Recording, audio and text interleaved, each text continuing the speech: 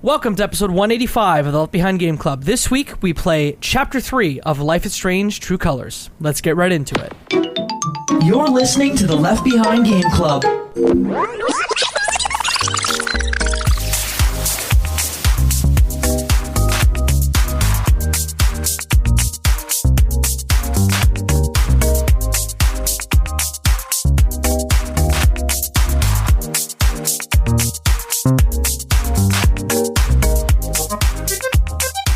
Welcome to the Left Behind Game Club, our never-ending attempt to make sure that no game is left behind. I'm your host, Jake McCourt, and today I have three friends with me. The first friend, you know her, you love her. Her name is Katie Lesperance. Hello. We're life is stranging some more. We sure are. And we have two special guests today. One a monster and one a mortal. Let's start with the mortal, Claire Helmberger. Hello. Hey, how's it going? I didn't know which I was going to be, so that was fun. You could never be a monster. Never, ever. I reserve the monster for Mr. Luke Lewis. Luke, hello. Let's get strange, y'all.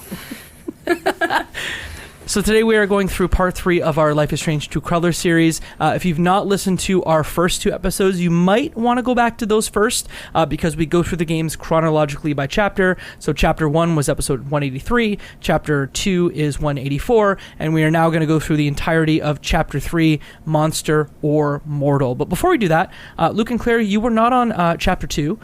You were vacationing. I love that for you. Any high-level thoughts before we dive in on Chapter 3 to remind folks what happened in Chapter 2? I feel like Chapter 2 is kind of the bridge between what happens in Chapter 1 and then how it's going to play out for the rest of the game. Yeah, I think building on that, I remember in our first episode, we talked a lot about how Chapter 1 felt kind of like a prologue, and it felt like 2 gets things in motion. We get to know a lot more characters. We get to know kind of the dynamic of the town of Haven.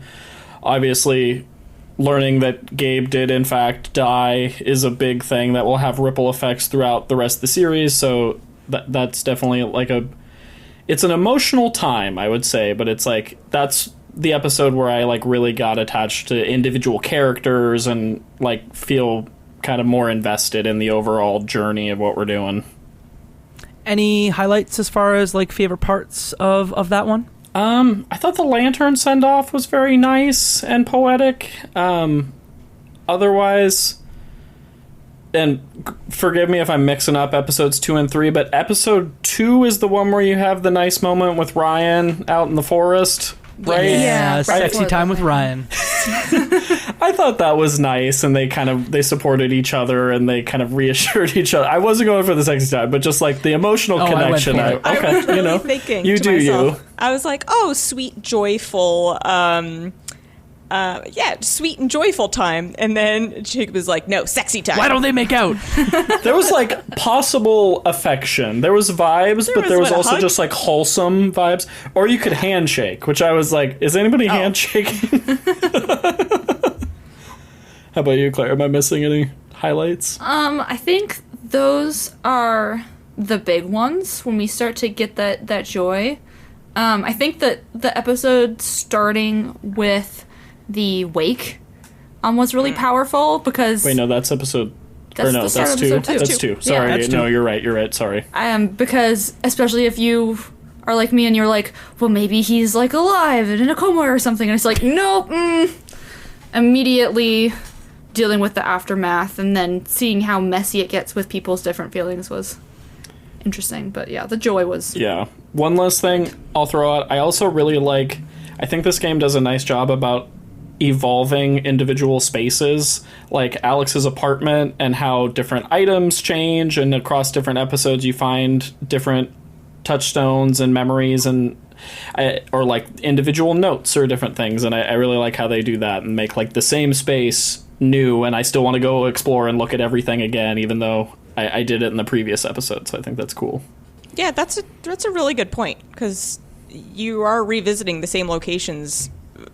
I mean, I don't know what chapters 4 and 5 will bring, but so far we're kind of just in the same spaces over and over again, but they're always a little different. They're always interesting. You're not like, oh, I'm just in the apartment again, there's nothing to see. Like, yeah, they do keep it fresh that way, even though it's the same place. And then the evolution of, like, the stuff you find tells you stuff about the characters, too. Like, it's used well, not just to keep you interested, but also to develop characters and like keep you learning things. And yeah, that's an excellent point. Yeah, I mean, we saw it in this chapter to bring it around to chapter 3 when you first enter the bar and you're, talking to Steph and Ryan. One of the first things that you see is the kind of plaque in the bar for Gabe, which I think was just like a lovely touch and, to your point, like helps evolve the space. So let's talk about chapter 3. So in chapter 3, like I said, you start in the bar, and in the bar there's a couple of folks. There's a runner. There's a student who doesn't know, who has a song stuck in their head and can't figure out what it is. But then you have Diane sort of plugging away on her laptop in the bar, and that's sort of when you're confronted with a first sort of big choice here. It's not really big. It's actually a funny choice. Do you have Steph flirt with her, or do you have Ryan flirt with her? I don't know what y'all thought, but this did not have the outcome that I thought it would based on my choice. Yeah. Oh, interesting. Because, okay, so you picked Steph, I'm assuming. No, I picked Ryan. Oh. With the thought of Steph will think that this is just me saying, like, she looks like a heterosexual. But it did not go that way at all. And Steph got quite jealous in a way that I wasn't expecting. She didn't strike me as the jealous type at all. Guess what? She sort of is. Is that what y'all chose here, or did you choose something different? So I was extremely tempted to send Steph over there, mostly because I think that Steph is, while very charismatic, I don't think that she's a good flirter. Like, I think that she's very socially awkward, and it doesn't... it would be an interesting scenario to watch. I was like, I kind of want to send Steph in just to see what happens. But, like... internally, I was like, I feel like, what's his face? You just said it. Ryan, thank you. I was like, it's a generic boy name. Ryan. I felt like Ryan would just, like, do better. So, yeah, I did the same thing. I sent Ryan in. And I was pleasantly surprised that was kind of the story and character development little arc that comes out of that. I was like, that's unexpected. I liked it a lot. And then I'm like, I can play with that. That's good. That's fun. Did we all pick Ryan? Claire? Not a chance. Excellent. So Great. Excellent. We chose Steph the first time, and they were like, maybe we should pick Ryan just to see. And we were just like, can't do it. Steph's our girl. You're gonna find across our playthrough, we are Team Steph through and through. If this is like the Twilight series, like we're picking sides, we're picking Steph every time. And gonna be honest, that exchange with Diane was very entertaining. And can I give spoilers for what happens? Can we talk openly? Yeah, so... Diane's very into it. I'm just going to throw it out there. Oh, damn! She like gets all like flustered and blushing, and she's like, oh. Also, Steph was a great flirt. She was like, okay. So do we want to get drinks, or do you want to skip straight to making out in my apartment? Wow. And she's forward. Just like, because I expected the socially awkwardness to your point, Katie, but she was just like... I don't know. She's a very good actor, potentially, because she was just like, she leaned into it, and it was impressive. I did. Damn. This episode, I came around a lot on Steph in general. I liked Steph. I had nothing against Steph. I just, something about her struck me as, like, almost, like, too cool. Like a written character of like, this is what a cool girl is like, and she's a fun hang, and she's kind of hot, and no, she's hot. Sorry, redact that. But and like, I don't know. I was like, where is? She didn't interest me yet. Whereas this one, her having like that little jealousy spike there, and I kind of learned a bit more about her, and I was like, all right, I kind of like Steph a bit better. There's layers as opposed to like just the cool girl that you want to hang out with. Yeah. So what happened when you chose Ryan? Ryan doesn't do a great job. No. He essentially has to get helped by Alex. At one point, Alex is like, tell him about the birds. Tell Diane about this random jaybird. And he says, yes, this bird. And then they talk about hiking, and Alex says, you should go for a hike with Ryan. Like, Alex has to backseat that incredibly hard. Yeah. Yeah, Steph has full undivided attention of Diane. That's really funny. That's interesting. I read that so wrong. I wonder if Ryan is just like too used to being like the piece of meat? stereotypically attractive man in a small town who's like, nah, it's always just happened. Like, I don't have to try. Like, and then he's like, oh crap, the spotlight is on. It's performance time, and he's like, I don't know what to do. That makes sense, because I feel like Diane, there was like an element of surprise with Steph of like, she did not expect that at all when Steph walked up, so that was pretty cool. I'll also say, oh, sorry, go ahead. I was going to say that I feel like Ryan is like a total teddy bear who lives in the woods and doesn't really know how to talk to people. It's true. Yeah. Fair. Yeah. He's a look nice at that guy, hair. but yeah, the hair. That hair takes a lot of maintenance and a lot of time. He doesn't have time to flirt with girls. Yeah. I will say I love the way the relationships are fostered in this game, even just throughout this episode, because you have little subtle moments here and there to flirt with both Steph or Ryan, and then it's interesting to watch how things progress or don't, depending on how you maneuver through, but I thought that was pretty well done. When did you get the chance to flirt with Ryan? During the LARP, you can like you can like call him not cute. kill him. Yeah, and then you call him cute, and he goes he does a little like that was like weird. Playful. It's not like I kind of liked it because it was subtle. Like it wasn't like, do I be romantic or do I be mean? But there was like kind of some middle ground stuff that I thought was fun. Picked that option not to intentionally flirt with him. I think that's just what I ended up picking. And then he did that weird like mouth bite, air bite thing at me, and I was I don't like that. You shouldn't do that, Ryan. Like, why? You just got 2 notches less hot by doing that. Thank you. Yeah, I was. I was already leaning one way, but I'm like, you may have just given me a shove in another direction. Just saying. All of this is in service of stealing a USB from Diane's bag, which in both cases you do, and that's sort of the last piece in the bar. From there, I think you go into what I think is the most charming thing that we've done so far in this entire game, and it's the famous LARP that everyone has been sort of talking about for the entire game. Luke, I can tell that you're smiling from ear to ear. You loved this, didn't you? Oh yeah, this is like my favorite thing. I loved it then, I loved it now. It was fun replaying it because I forgot like the part at the end when then it goes into full fantasy mode and their costumes transform and like the health bars and just the little attention to detail. I thought they went above and beyond in a narrative focused game where they like didn't have to do any of this in order to serve the plot, but I thought the added detail was really fun. To set the scene, this LARP, both gameplay and story-wise, sort of changes the entire town. The town becomes, there's a tavern, and there's a magic shop, and there's a blacksmith, and there are creatures, quote unquote, that are sort of going around the town. And this game, in part, becomes a turn-based role-playing game, which to me was the biggest surprise. Of functionally, the game actually sort of turns into a bad but charming RPG. Where you have to, with Ethan, find 3 gems around the town. I don't know about y'all, but this thing just charmed the pants off me in multiple ways. Ryan was probably the most charming of him being all the bad guys that you end up fighting, was sort of my favorite part of this. Yeah, I appreciated that a lot. As soon as he came around for the second time, I'm like, oh, he's going to be all of them with like a different mask on each time and like trying to play a different character. Hysterical. I also found it equally charming. It was refreshing just to see, the townspeople also in like a different situation where like they got a surprising amount of like buy-in from a lot of different people. Like the blacksmith character is just some guy. I don't think we know who that is, right? We haven't met him. Must be hoodie guy. But he is in it, and he's like, no, I'm mad because I forgot this recipe, and I'm going to be in character. Like, he's really method about it. I like it. And then there's other townspeople who are like, for God's sakes, is this thing going to be done? Like, what are they doing over there? Why are there weird people by the bridge? And it's just funny.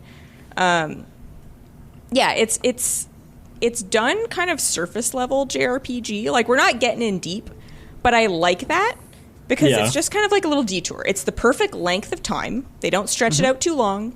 They give you enough kind of details that are fun. You don't really need them. Like, you don't need the scrolls, realistically. Like, at the end, I used one just for kicks, but, like, I could have gotten through that last fight without using any items, and it would have been fine. But picking up the scrolls was just like, oh, this is funny, because I'm picturing Steph, like writing out the scrolls and like stashing them around everywhere. And I'm like, this is really cute. And she's got her little like apothecary where you can buy items and you have to get the one gem from her. And I don't know, it's just the way they sprinkled it through the town, and there was more detail than I thought there was, but there wasn't too much where it's like, no, you're trying to make this into a whole thing. No, it's just a quick little ride, but it's fun and cute.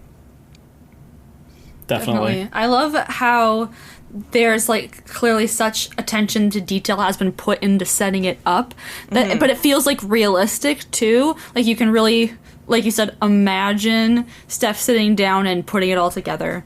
And the little like details on the social media app, whatever, being like, oh, is it too late? Yeah, dude, it's too late. It's happening right now, and stuff like that. It just felt like really like a lived-in thing, and not just a video game changing its mechanics for no reason. Yeah, and then once you get to, like you said, to the end, when you're you dive into I think Ethan's emotions once he pulls the sword out. And then you can kind of, go into what I imagine is kind of his world and his mentality and how he's perceiving everything, which is so in. And then, you're like fighting in a cathedral and there's magic being flown around. And, it evolved in a very satisfying way as you went along. Yeah. I loved how the user interface also changed. Yeah. To look more RPG in Yeah. that moment. Did y'all mess with... There was like a couple different combat options where you could kind of talk your way out of stuff, or you could use items in interesting ways. Did you play around with any of that? I did. So there was a moment where you could sort of blow, I forget what kind of dust, but you can blow dust in one of the Rhine enemies that dust. he plays. Yeah, the troll. It's the troll dust, and it's literally like gigantic sparkles. So at one point you're just taking sparkles and then blowing them in Ryan's face, and they just stick to the mask that he's wearing, and it's just so funny. To me, the levels to it of like, hey, the writing was really good in that they wrote it being like, everyone realizes that Ethan's a kid, so they're like really playing it up and really going full ass into it, which I appreciated. But then there's also the wink and nods that sort of go beyond, where at one point like Ducky is manning the tavern bar and he's so happy when you go into his emotions to be like, I can just drink for free, haha. And Alex essentially goes like, hey man, you're really like loving those drinks, huh? They have a fun repartee. So I just love, beyond those little charming moments, like using items, the sort of two sides of it. They're playing it up for a kid, but also like there's a human level to it too. I used both items to get out of the snake fight and the troll fight. Obviously did the first fight, and then the final battle where it goes like full JRPG. Nice. Wait, there was an item in the final battle? No. Okay. No, like, you use scrolls and powers. And, I use and like whatnot. one healing scroll, but yeah, no, the two like key items for the fights were just the snake one and the troll one. Got it. I'm curious how y'all got the blue gem from the shop. What did you do to persuade Steph to give it to you? What did I? I asked for her hand in marriage. Yeah, you did. Okay. Yeah, you did.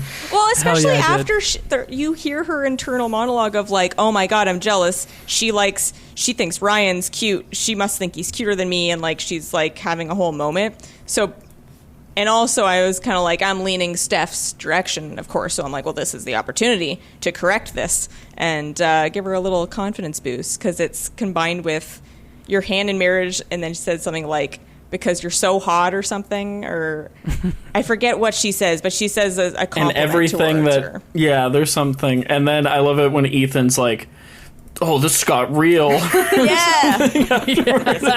Young child. Let us teach you the way to flirt. So is Yeah. there another way to get what's the other way to get the stone? I don't know. I think That's you what can I keep asked. haggling about price. I don't know if you eventually have to like flirt with her, but I think you can be like, I'll give you 3 gold because that's what I have, and I'm not sure what she says to that. Yeah. Well, there's a stone in the water that you end up getting, and that's how you really trade Right. to get the actual item itself. So maybe I you got eventually I got just the would have gem. done it without the flirting.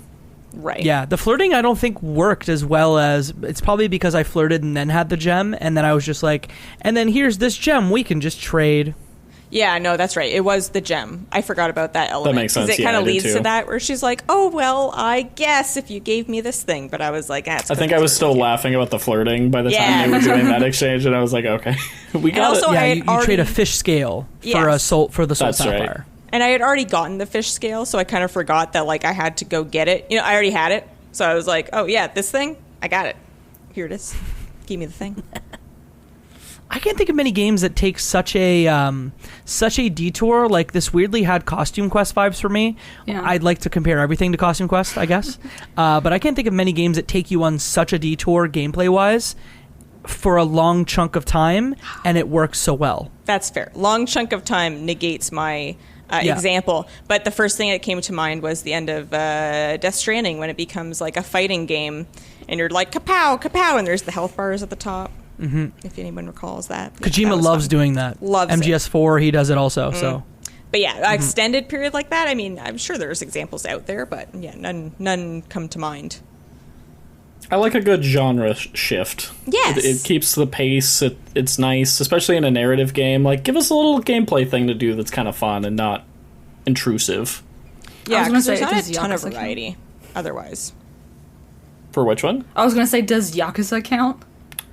I mean, do minigames count? Yeah, that's true. Minigames are like, I feel like things that you have the choice whether or not you engage with are kind of a different beast.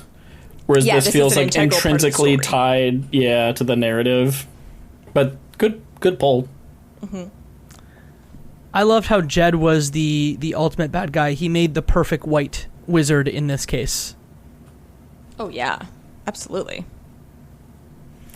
Any final thoughts that you guys want to jump in on for this entire section of the game where you play as Thanor, or you're not Thanor, but the Thanor the Monster Slayer piece of this? I don't think so. I think we've touched on everything. I enjoyed Ethan's arc through it of how it was like, oh, is he going to buy into it? And then he buys into it, but then like there's some struggles throughout it, and like I was engaged. I appreciated his character. And that moment at the end when the sirens go off and you just it's see like, all oh the shoot, joy I felt away. that too. Yeah, like, damn, really it brings you all back. Palpable. Yeah, like grief just kind of like bowling you over again when you have a brief little vacation from your grief, and then there's something that kind of triggers and remembers, and it brings you back to reality, and you go like, oh crap, yeah, I felt that. For sure. It's like that's a crappy feeling. Speaking of grief, after this section, you move on and go see Charlotte in her sort of sculpture shop, or her sculpture studio, if you will.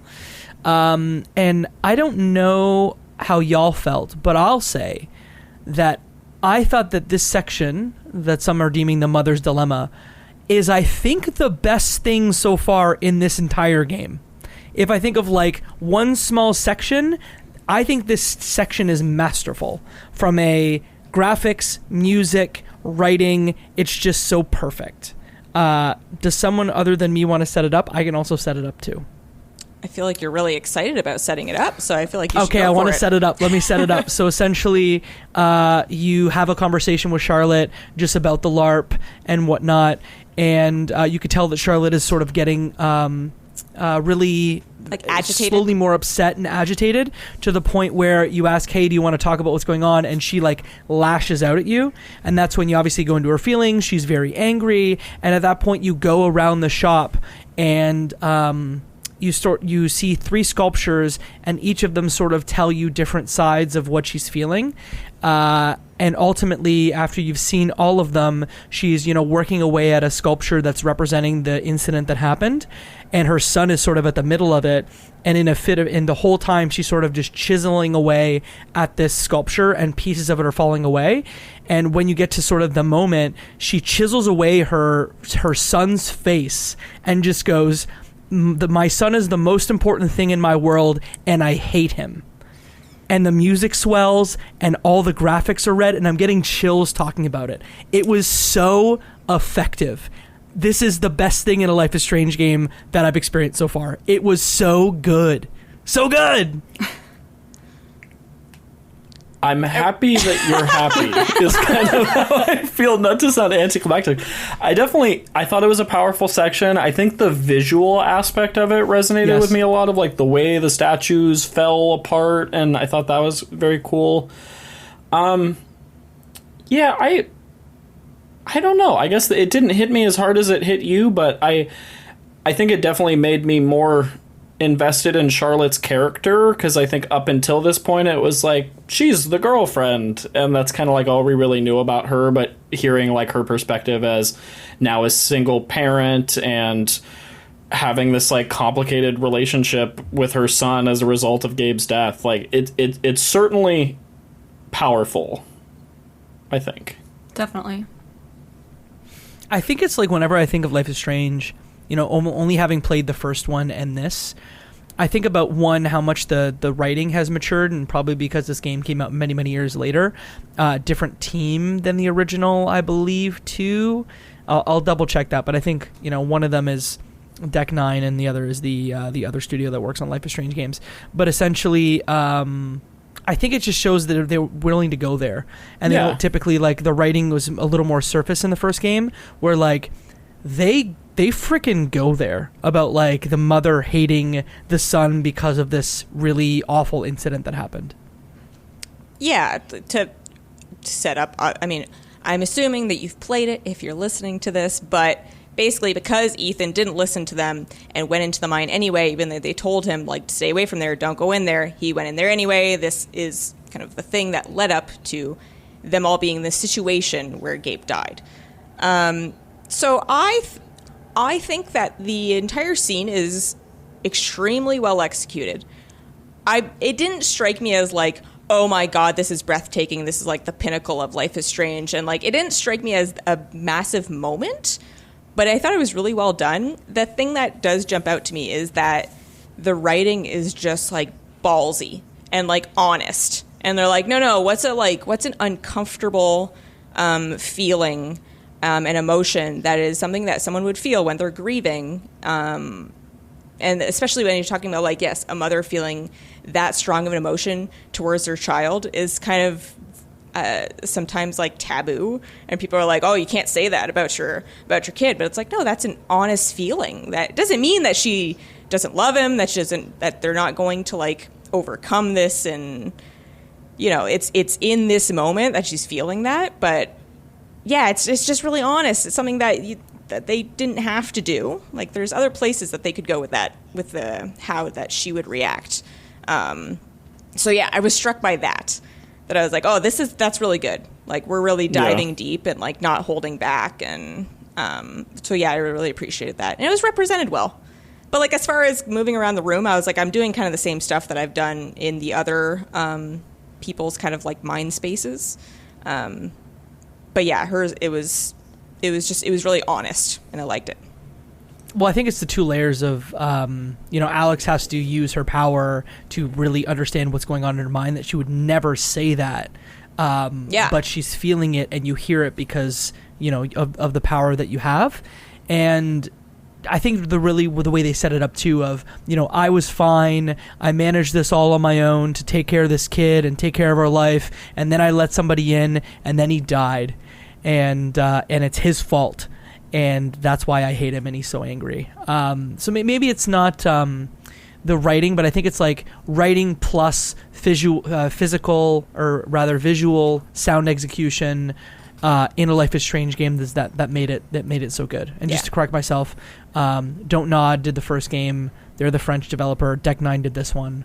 Having American writers on a game, writing in their first language, who knew, right? Yes. I love having different perspectives from different people, from different places. But as far as if I spent the next 5 years learning Portuguese and then tried to write a game in Portuguese, it's not going to land. Like, the same way as an innate speaker does, right? Well, I mean, Katie, both you and I are francophones, and we've been speaking French since we were 4 years old, and we couldn't write a game in French. It would be cringy as can be. Yeah. And that's why we have, like, localization specialists, right? Who, like, do this thing because it's hard. It's really hard to do, to make things land with different cultures. But yeah, no, the whole thing was executed really well. And it brings us to what I think, so far, for me, was the hardest decision that I've had to make so far in the series.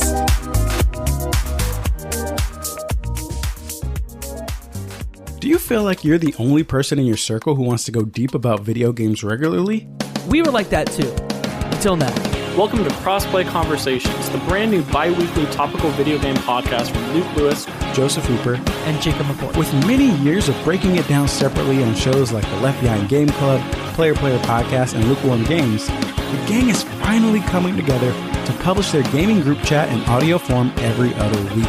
Expect roundtable reviews of the latest games, profiles of upcoming indies, and insightful conversations about essential topics in the video game industry. All with a mostly positive, insightful, and fun style. Help us out by subscribing on your podcast platform of choice to get the first episodes delivered straight to your feed. And follow us on Twitter at Crossplay Convos for updates about the show. Cheers and happy gaming. Video games are a unique medium. They can tell stories, Immerse us in strange, fantastic worlds. blur the very boundaries of our reality. But at the end of the day, video games are fun. Whatever fun is to you. I'm Jeff Moonen, And I am Matt, a.k.a. Stormageddon. and on Fun and Games, we talk about the history, trends, and community of video games. It's a celebration of all the games we play and all the fun we find within them. And there's so many more games out there, so we hope you'll share in that conversation with us. Fun and Games podcast with Matt and Jeff. Find us on certainpov.com or wherever you get your podcasts. And happy gaming. So Alex is like feeling these strong emotions, and she's like, "Oh my god, it's so hard and so terrible what she's feeling." And Charlotte even says like, "Oh my god, I'm so upset. Like I wish I was dead," or something like along those lines.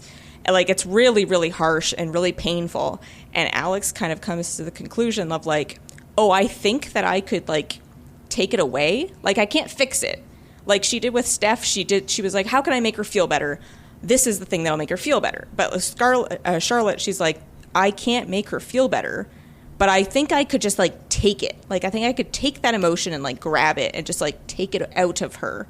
And then you have to make the decision of, do you want to do that or not? And before you say what you did, Yes. this is a 53-47 decision. It feels which to me appropriate. says those are the best calls when they're Yeah. 50-50. Yeah. So statistically, two people here did one thing and two did the other.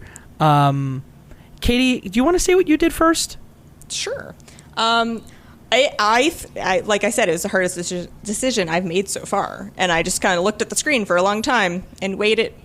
And it felt wrong to manipulate someone's emotions like that, to like just change it without like an external factor. Like I said, with Steph, you did something to help her and her come to terms with her emotions.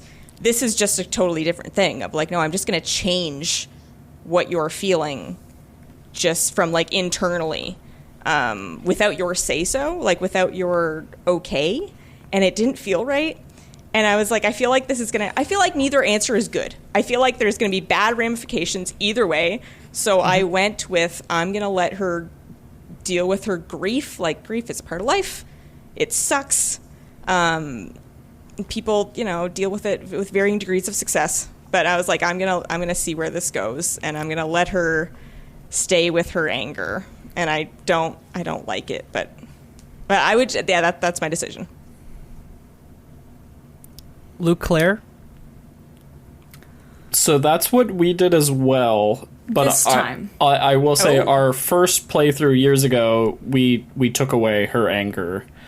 And this choice is really interesting to me, and this is where I'm kind of on your side, Jacob, of like, this is a very powerful Life is Strange moment, because it's in that moral ambiguity gray area with this choice. Like, is it okay to absorb someone's emotions and manipulate them, even if it's for a positive thing? Like, this takes Alex's powers and puts them in such an interesting position where like she has this ability to make someone feel better, but at what cost? And yeah, I think it's really interesting. Well, and it's so invasive too. Yeah. Just like reading people's emotions and minds, and that it kind of gets at that. but even more extreme because she's changing the way she feels, and it's without her consent or anything.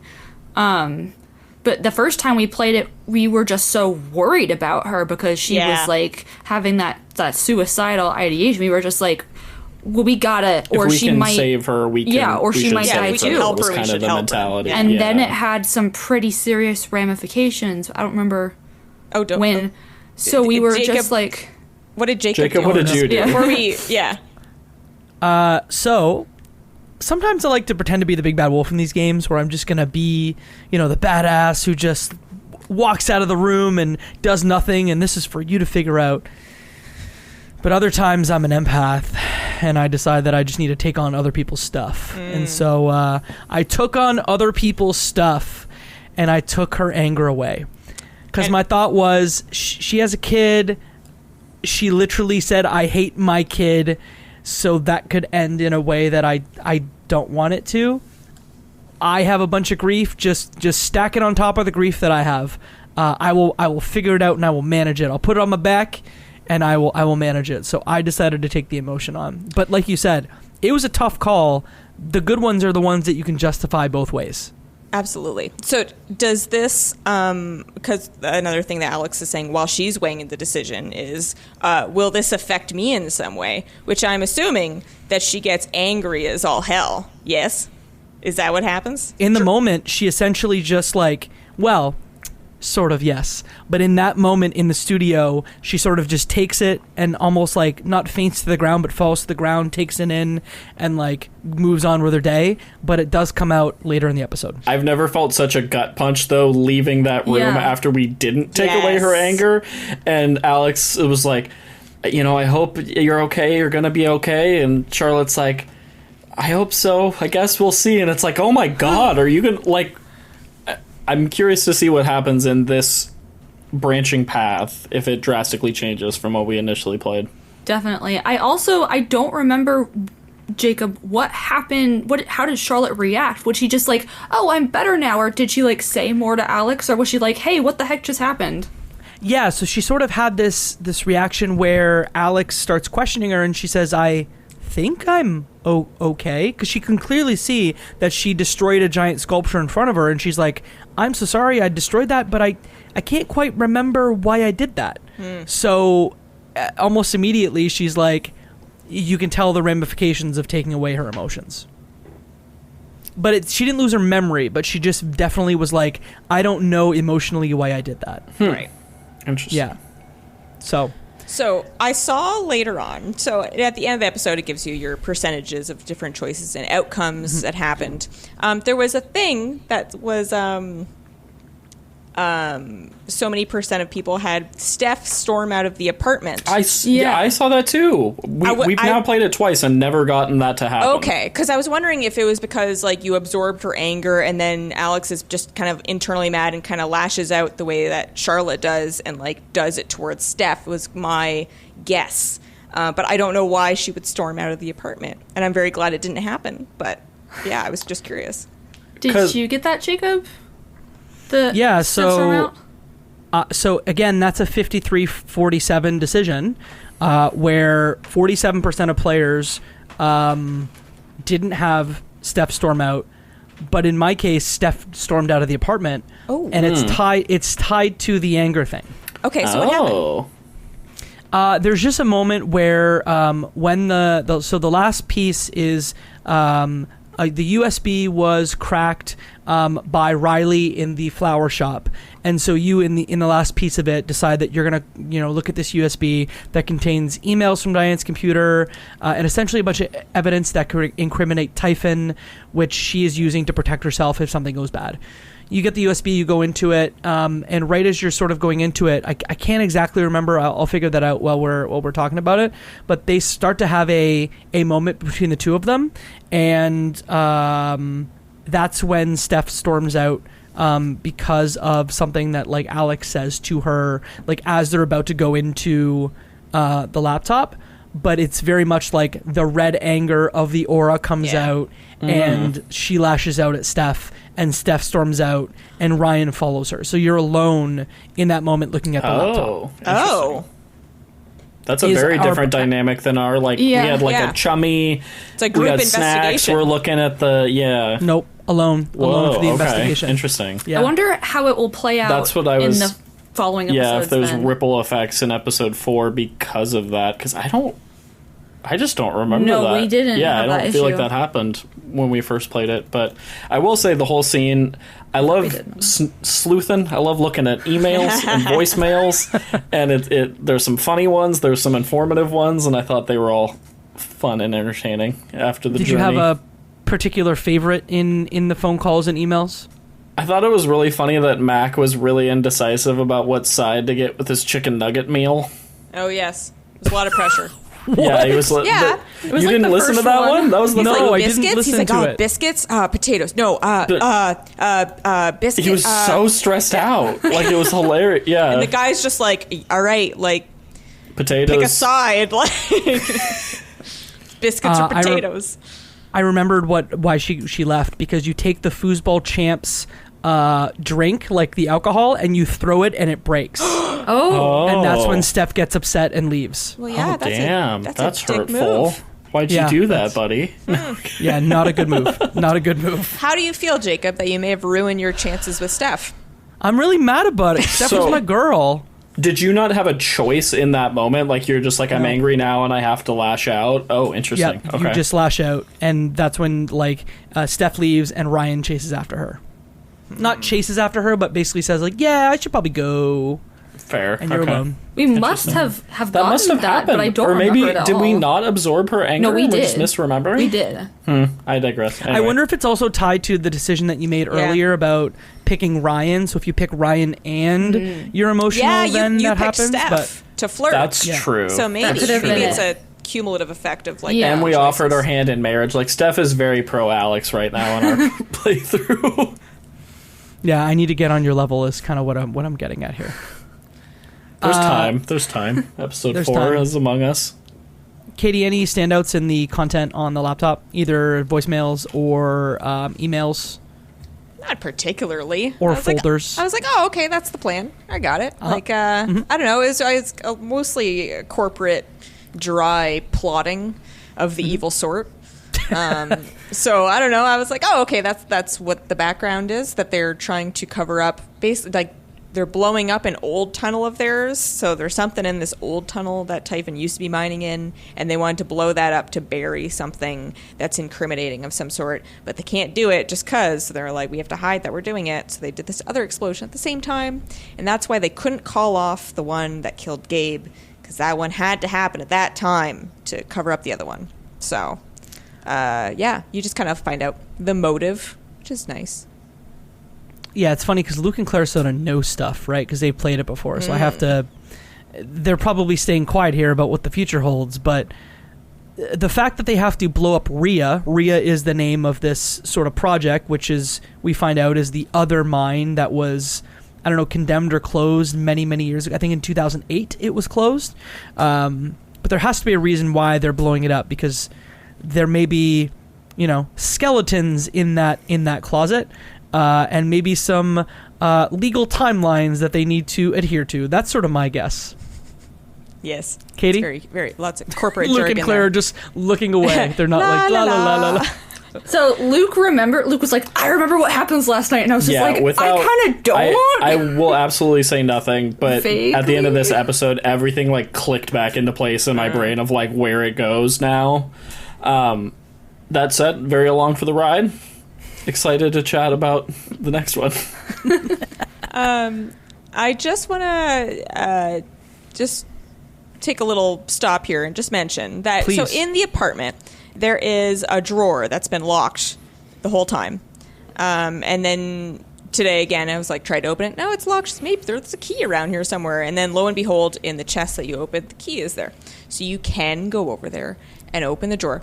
And it's a little thing. I was like, oh yeah, this is totally optional. This is just background, character info. But I thought it was really interesting. So it is basically a sheet of paper that Gabe has written out that's like, things, his like make right list of people that he wants to either apologize to or make right something that he did that hurt somebody in some way. And most of it's just like something about a Chevy. Was that in this one? Was that this? Yeah, that I think it was like pay for the Chevy or pay to replace the Chevy. Like apologize like about the Chevy. They mentioned the Chevy twice. I was like, oh, something happened. Oh no. And then the last one is actually not something for him to do for someone. It is still for him to do for somebody else, but it's different. The last one is forgive Dad.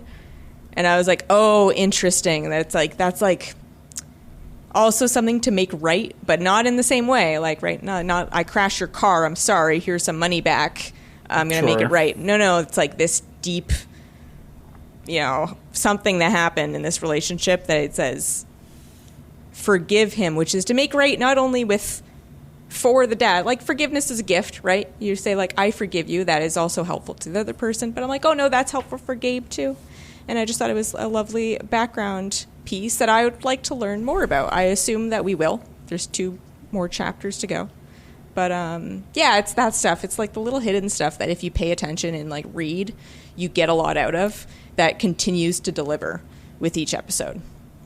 I'm glad after I make everything right with everyone else, then maybe I can make this right with myself. Yeah. This is way less of an emotional beat, but to the point about, like, the little things that impact you along the way. I thought it was cool that you could go up to the roof and weed the plants and then have this nice moment where you looked at the landscape. Like, I'm a sucker for within this game where you have those quiet moments where you can just kind of take it all in. And what I always appreciate is that they put the percentages of how many players did the thing. Mm-hmm. And surprisingly, 41% of players did some weeding on the rooftop. I do have a gripe. Okay. A gripe away. It is the tiniest little gripe, but every single time I'm so mad because it's so basic. In the phone, when you look at your emails, it's either the emails or the text. I'm not sure.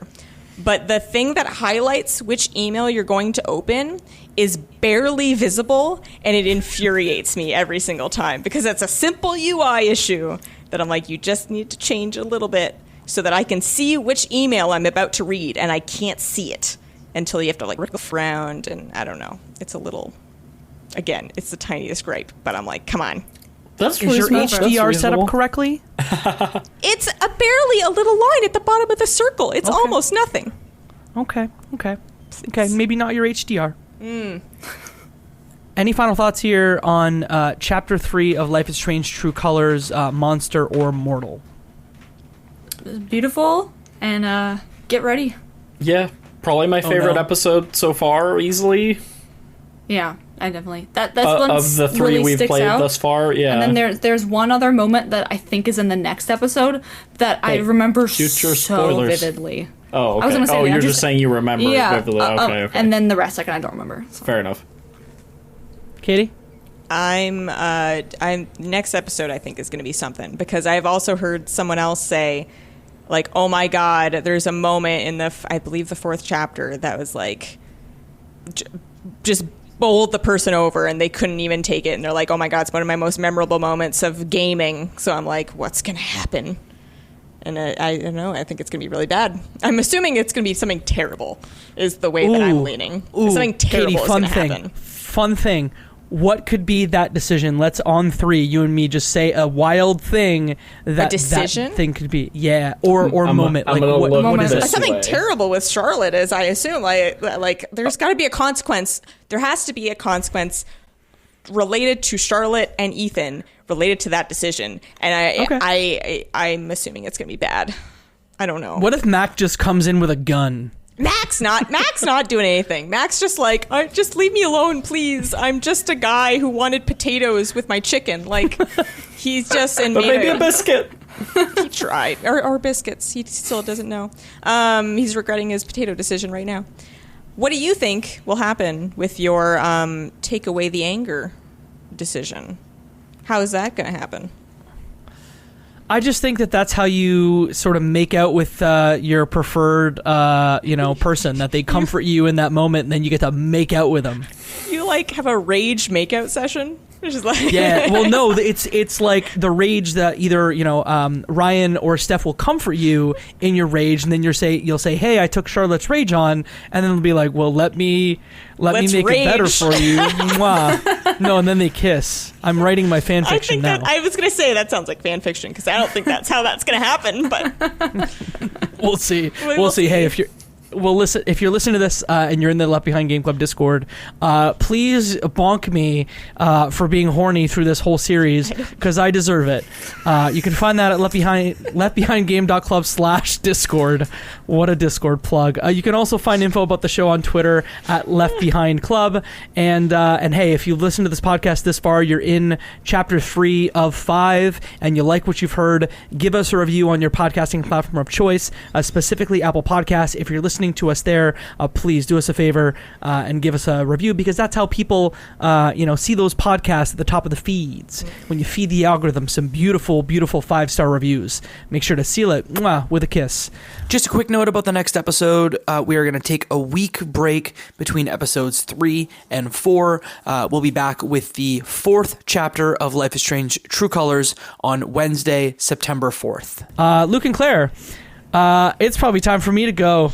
Why don't you tell folks where you can be found on the internet? You can find me at Lukewarm Lewis on all the socials, and I host another podcast with Jacob called Crossplay Conversations. You can hear us every other week talk about video games with a friend, Joseph Hooper.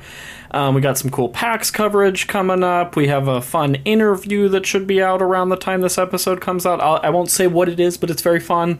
You should listen to it. That's actually coming out in 2 weeks based on when this is coming out. Well, subscribe to the feed, and then you're ready. Your podcast platform will tell you when it's there. Love it. And Claire, where can we find you on the interwebs? So I am also on Twitter, Claire Helmberger 1, and that is about it. I'm also on the Lukewarm Games podcast in terms of content, but yeah, that's my social media. You guys just had a great episode where you were talking about a bunch of indie games that just came out, including Paper Trail, right? Yes. Paper Trail, great game. And then Luke had... And Click Holding. A game that I experienced, that you can experience too. That sounds like a ringing endorsement. If you listen to the review, you'll understand, but it's a game I can't quantify it. It's just such a interesting thing. I like that. Luke, I bought it when I listened to the episodes. So I would love to. For my thoughts. I would love to talk to somebody that's played it because it's definitely like a conversational game. And I want to be clear. It's well designed. It's technically it runs well, but it's just like it's a think piece. It's a thinking like, what does this symbolize? What does this mean? Type of game. But it's very interesting. A man in a mask in the corner of a hotel room, watching you literally click one of those like counters. That sounds like something that I don't want to do. What happens next? That sounds horrifying. That's why I say because that's like, oh, it could be horror. Anything can happen horror. I don't like that. That sounds unsettling. Well, you can listen to the Lukewarm Games podcast for my full review because I have thoughts. Please find that wherever podcasts are found. Katie, where can you be found in the internet? I'm also on Twitter. I'm Lesperak, Lesperak, and I'm in the Discord. That's it. And I'm at Jacob McCourt. I'm in the Discord too. Please bonk me if you hear this. Don't bonk me. Please Stop don't telling bonk me. people to bonk you. What are you doing? I feel like we should be encouraging people to bonk you. No, bonking. it's like the gif of the dog who's getting bonked by the club. Like, I just want people to share that gif in the Discord. Oh, okay. Is this a common usage of this term? Because I've never bonking. Getting bonked is like when you're being horny and you just get bonked. You're making it worse. Oh my goodness. Okay.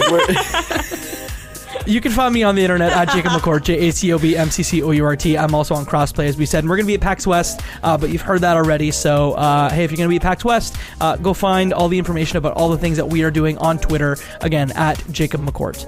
My friends, that's the end of another episode of the Left Behind Game Club, another episode of this series. So with that, I say, and that, my friends, is one less episode left behind. Bonk.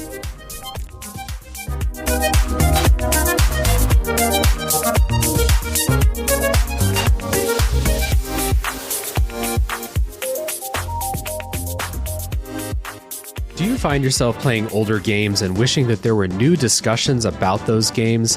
Enter Tales from the Backlog. Hi, I'm Dave Jackson, and on each episode, I'm joined by a guest to break down those games that may be stuck in your ever-expanding backlog.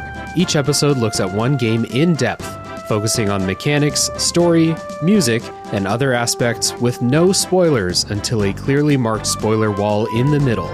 If you've played the game, go ahead and climb that spoiler wall and enjoy in-depth story discussions, and if not, jump out when we warn you and maybe go play that game for yourself. We have over 100 episodes in the feed, everything from Disco Elysium to Tunic to discussion episodes about how to get into horror games, and if games actually need to be fun, or if they have more to offer. I guarantee that there's something in there for everybody. Once again, that's Tales from the Backlog, available wherever your podcasts are found.